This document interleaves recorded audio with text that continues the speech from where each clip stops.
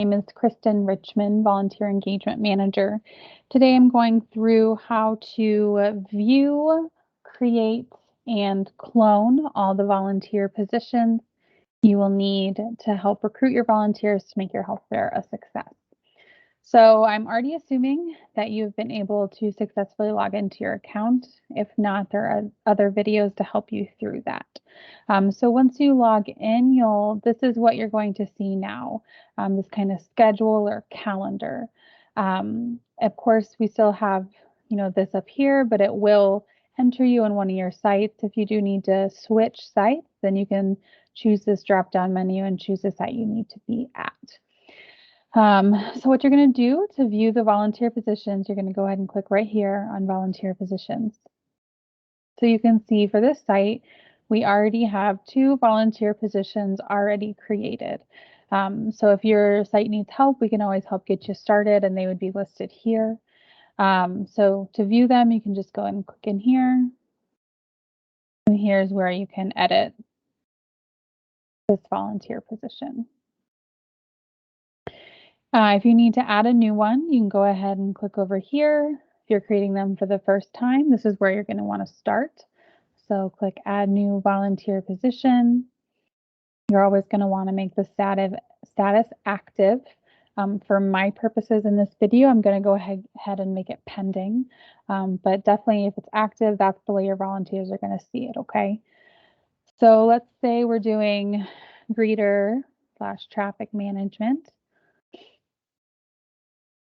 And so this position, you're going to want to put in a little bit of a description. So help greet health fair participants and help manage the flow of crowd.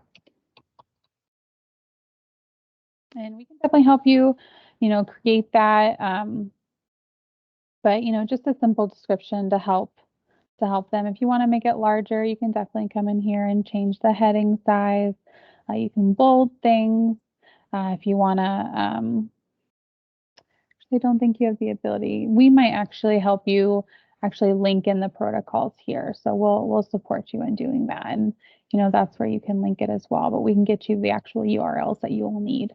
But you can also add in pictures here. If you have visuals that will help them understand their position and what's expected of them, definitely add that there.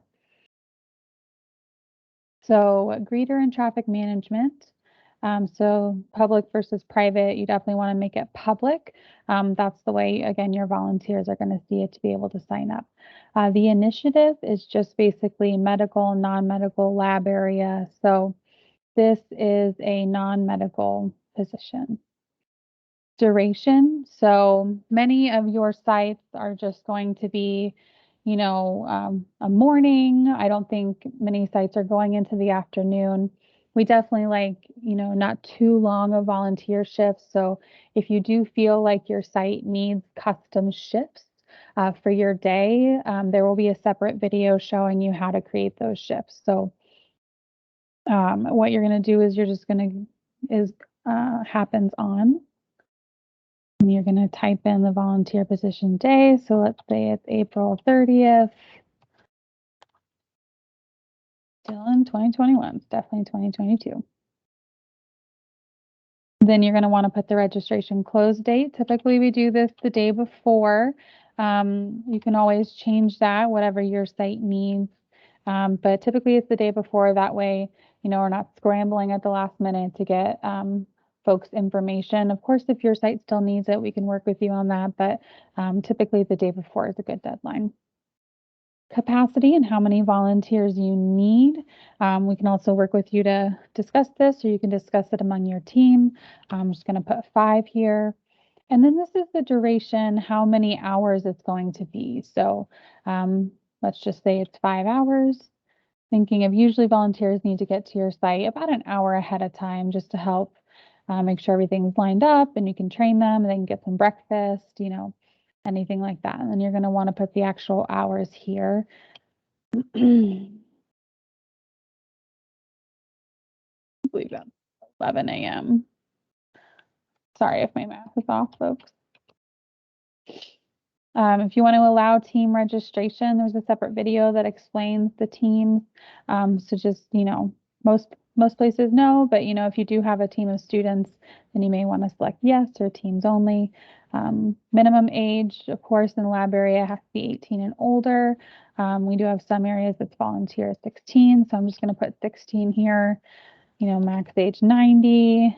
Is it family friendly? Yes. Outdoors, greater traffic, it might be, right? You can put an inclement weather plan in here. Wheelchair accessible, you can answer that. This is negligible. Is this virtual? No. And then here's where you're going to put in the address of your site. So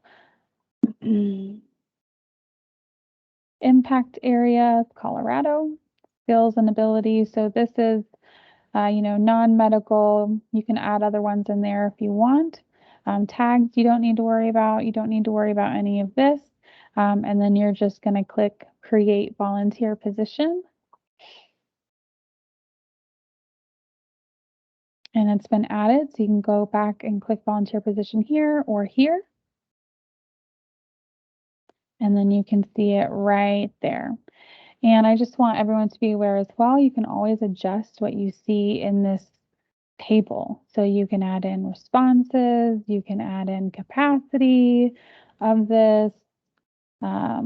It's already your site, so that's what you don't need to add in that. If there's any qualifications, you can add that in as well. That table up. So now you see, how many you have versus how many have signed up. So that way you can kind of see how your volunteer recruitment efforts are going. If you want to go in and ever just clone one, then you can, like, say you have another non-medical position that you want to create, you can go ahead and go all the way down here, click clone volunteer position. Yes, I do want to clone. And the reason this is helpful is now you can just change this, click change this. You will have to add in, the hours, but, you can change your capacity and the duration. However, the address and everything here will stay the same. So it does save you a little time in creating multiple volunteer positions, but it's totally up to you. You can either clone that or just go up and keep adding new volunteer positions. If you have any questions, please feel free to reach out. Our shared email is ve@9health365.org. Thank you all so much.